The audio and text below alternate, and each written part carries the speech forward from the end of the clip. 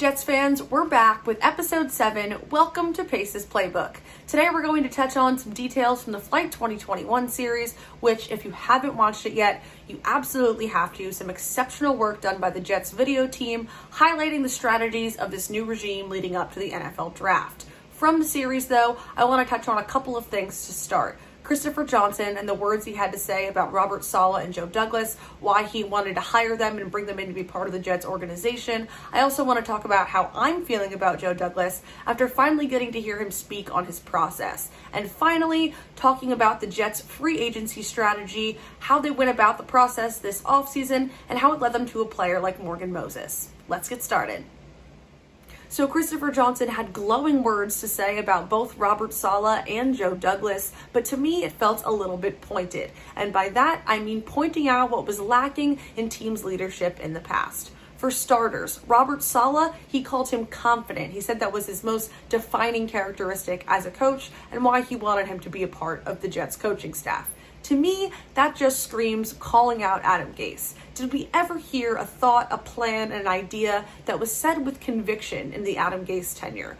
I don't think so. The guy couldn't even confidently say how play calling worked on his own offense. Then we moved to Joe Douglas, who Johnson described as calm. To me, calmness is another way that confidence presents itself. Confidence that your plan is working, you know what you're doing, and you're good at your job. So that leads me to the next part, where I stand on Joe Douglas as GM of the New York Jets.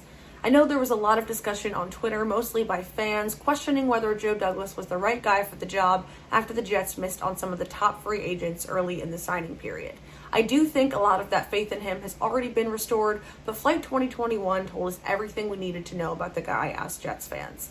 Just the sheer amount that he spoke was telling, let alone all of the information he was willing to give, the depth he went into. Think about the amount of times that you heard Joe Douglas speak prior to the Robert Saleh hire. I can count them on one hand, and I think it's because he knew the system that they had in place wasn't going to work.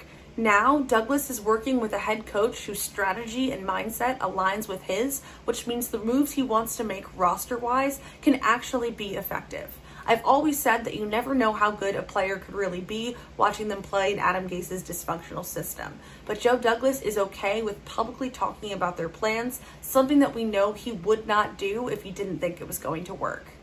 Given the early offseason controversy surrounding the Jets' strategy heading into free agency, I thought that this was one of the most interesting parts of the whole series. We got to hear from the Jets' director of pro scouting, who said that the team did not want to get too excited and make rash decisions.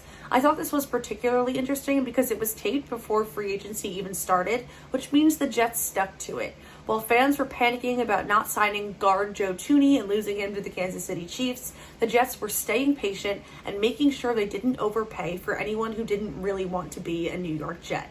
The signing that comes to mind in years past is CJ Mosley, who, by the way, I'm thrilled to have on the team now, but by no means was he a business decision when Mike Maccagnan was throwing money at him.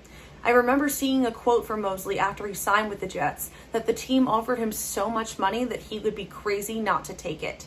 And how did that impact the team going forward? Well, it's been 2 seasons since Mosley signed, and he's played in part of 2 games. Mike Maccagnan jumped the gun to get the big name, but not this time. The Jets held off, stayed true to their strategy, and made one of their most impactful signings of the season on June 25th when they brought in Morgan Moses. Moses was a 16-game starter at tackle in Washington for the last 6 seasons. He's experienced enough to back Becton on the left if his injuries persist, and likely talented enough to start opposite Becton on the right. At the very least, he'll be a mentor for a young, inexperienced offensive line and a great depth piece. The deal was also great both for the Jets and for Moses financially, a $3.6 million base salary with incentives if he's able to maintain his reputation as a full season starter on the line. Finally, the Jets are playing smart. Of course, there's no guarantees about the way the players on the field will play, or if the Jets' talent evaluators are perfect. And if you read my Twitter, you might call me a pessimist. But Jets fans, I truly think that the way this team is being run is something to be excited about. Until next time.